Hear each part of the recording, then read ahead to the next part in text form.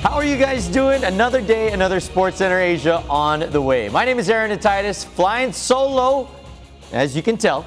But hopefully you will join me all the way until the very end. We got a lot to discuss from tennis to F1, but we start out the show on the pitch. The Asian World Cup qualifiers wrapped up day number 2, and it was a must-win situation for some of the biggest names in Asia. How did they respond? Let's start out with the top-ranked Asian team, Japan, and they took on China in Doha, Qatar. The Blue Samurai knew that this was a must-win match, and they played like it, taking a 1-0 win off of a Yuya Osako goal in the 40th minute. Japan had 71% of possession and made sure that they bounced back from their loss to Oman. Staying in Group B, top of the table, Australia took 3 points against Vietnam, 1-0. But it was not an easy result for the Socceroos. Ryan Grant scored the lone goal in the match in the 43rd minute. The Aussies were not as clinical as they were in their opener against China, but they still eked out their 10th straight World Cup qualifying match. Moving on over to Group A, the United Arab Emirates and Syria both had to settle for a point after a draw. Ali Mabkout scored the opener for UAE in the 11th minute, but come the second half, Mahmoud Al-Baher equalized to give us the final scoreline of 1-1. Back-to-back draws for the UAE have them in third. Staying in Group A, the top of the table has been all Iran so far. After taking a 1-0 win against Syria in their first outing, they followed it up with a 3-0 thrashing of Iraq. And it wasn't just offense. Iran only allowed 2 shot attempts all match long to ensure that they would keep in step with South Korea. Now to help me break down all of the results, we bring in Gabe Tan. And Gabe, it was a much-needed result for Japan, taking those 3 points against China. What was the difference between the Blue Samurai team that we saw against Oman that lost and the team that manhandled China today?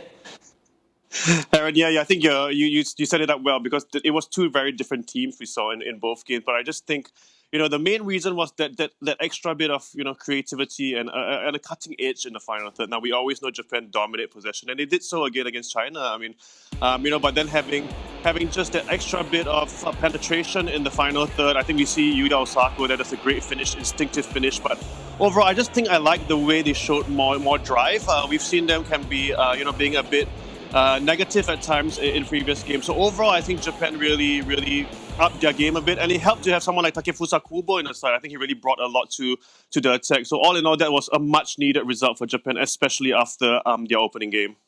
If Japan looked like their old selves, Australia was the exact opposite. Close call in that spread across that match, including a handball VAR check that could have really changed the outcome of that one, but they still pulled out in the end. Was this Vietnam merely catching the Aussies on a bad day, or could this spell trouble for the Socceroos moving forward? Yeah, I think it's not time to ring the alarm bells for Australia. I think overall they've made a positive start. I think it's always difficult for a team like Australia to come to Southeast Asia. The weather's always different.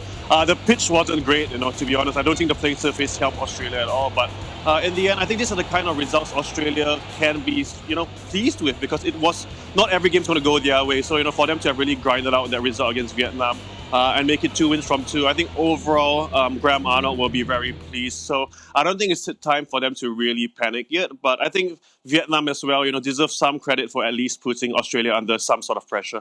Let's switch over now to Group A that is still wide open. And the one team that is sitting in a very good spot right now are the United Arab Emirates. What are your thoughts with their match against Syria? Yeah, I think this one was a really tight encounter. I think there wasn't much between the two sides, but overall, I think UAE can be quite happy with the start they've made as well as this result. And I think UAE are a side that are looking to qualify for the World Cup. That they're not here just to make up the numbers. Obviously, it's going to be difficult. I think you would put quite a number of teams ahead of them at the moment, purely based on rankings or form. But this result, I think the way they really grinded it out as well, I think that could give them confidence ahead of some tough tests that lie ahead in the months coming up. If there's one team in that group that is looking very good, it's Iran, with South Korea slotted in second. Is this Iran's group to lose at this point, or do you still see Korea taking the top spot in that table?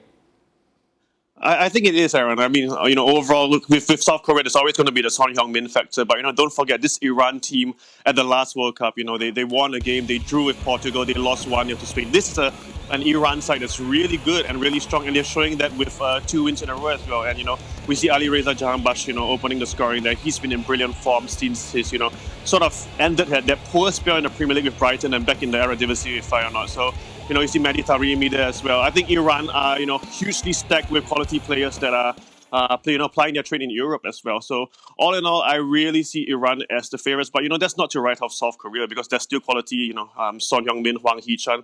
It's going to be really interesting to see who comes out of top. But the good thing about it is the top 2 qualify automatically. So, as things stand, I think it's going to be Iran and South Korea. Thank you so much, Gabe. The Asian World Cup qualifiers have not been disappointing. Thanks.